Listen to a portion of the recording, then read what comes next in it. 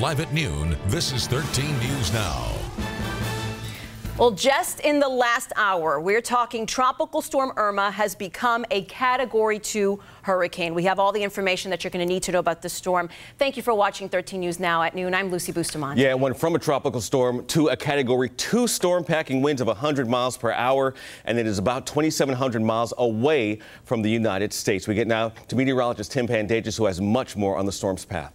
Hey, good afternoon, guys. Yeah, the latest update came out about an hour ago, and it upgraded it to a Category 2 storm already. It's really shown some really big signs of intensifying over warm waters, low wind shear. All the conditions are just right. Let's bring you to the maps here. 100-mile-an-hour winds with gusts up to 120 miles an hour. We put the latest track on it for you, and it strengthens further in the next couple days. The latest models put it at a Category 4 as it's heading towards the Leeward Islands. By the time we get towards Tuesday of next week, that's with winds of excess of 130 miles per hour. So it's going to take that westward track, then dive a little bit farther to the south and west. And then early indications are that it does start to make a northwestward turn. How early or how late that happens, still very, very uncertain. But this is certainly something to watch. You can see on the satellite imagery here in the last couple loops, it does have a clearly defined eye and center of circulation. Right around that eye, you'll find those strongest wind gusts in excess of 120 miles an hour. And Andre mentioned it's still 2,700 miles away from us, traveling only at 10 miles an hour.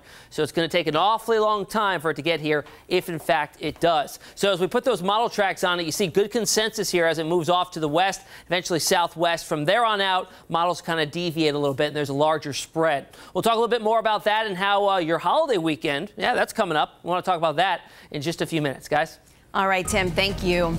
And now to the aftermath of Hurricane Harvey. Lawmakers from both Texas and Louisiana are pushing for swift action to help the relief efforts when Congress comes back from recess next week. The Associated Press is reporting that one plan calls for initial money as a down payment with a larger aid package to follow. And this comes as flooding continues to force thousands from their homes, overwhelming shelters. ABC's Maggie Rulli picks up our coverage on the ground from Houston. Harvey's gone, but the storm's aftermath continues to rock Houston. Overnight explosions at the Arkema chemical plant in Crosby, Texas, just outside Houston, releasing a plume of chemical fumes that sent several people to the hospital. Exposure to smoke from these organic peroxides is similar to standing over a burning campfire. But conflicting messages as the local sheriff and a plant official tried to downplay those concerns. The smoke is noxious. Its toxicity is... yeah, it's a relative thing. 6 feet of floodwaters damaged the plant, and the surrounding area was evacuated in anticipation of an explosion. It's another blow to a city still reeling. Rescue operations continue. More than 13,000 people have been saved so far from the rising waters. I waded through the water and somebody gave me a ride on the boat down here. It just breaks my heart. Roughly 15,000 calls for help have poured in. Officials now going door to door, marking bright orange seas on homes that are clear. Officials believe up to 100,000 homes have been destroyed, making shelters a necessity. We want to accommodate everybody, so we're not turning anybody away. The NRG Center is set to become the main evacuation shelter here in Houston, ready to take in 7,500 people.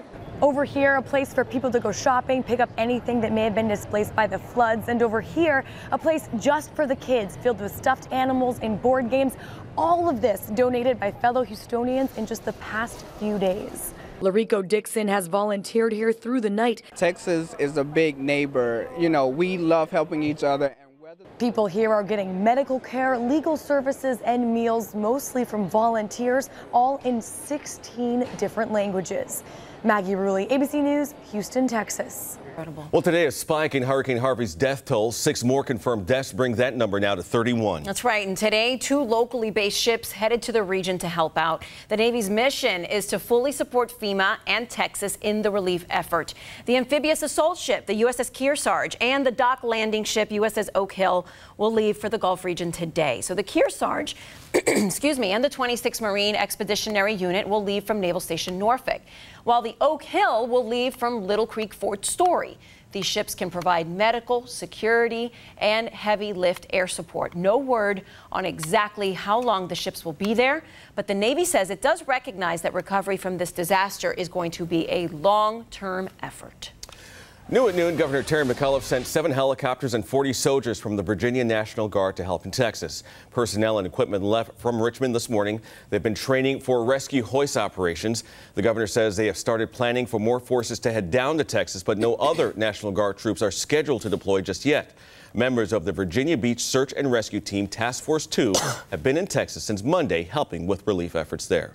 New video from the Navy today. This is a locally based helicopter Sea Combat Squadron 7.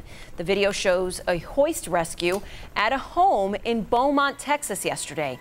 They are one of the 2 local squadrons helping with the relief in Texas. So in 3 days, they have done successful rescues, 285 rescue missions total. They have saved nearly 100 people from chest-deep water. More local support is coming from Walmart and Harris Teeter. The Southeastern grocery chain is raising money for relief efforts, and you can drop some money off in the donation boxes at in-store Starbucks locations at Harris Teeter. All of the money collected goes to Red Cross efforts to help victims of the storm. Walmart is donating up to $20 million for relief and recovery. Walmart officials say they already reopened 45 stores in affected counties. And you can also donate right on your phone or your computer if you want to help out the victims of Hurricane Harvey. Our parent company, Tegna, is teaming up with the Red Cross. Head to 13newsnow.com and click the Texas Cares link on our homepage. You can also click the Texas Cares tile on the app. All donations are tax deductible.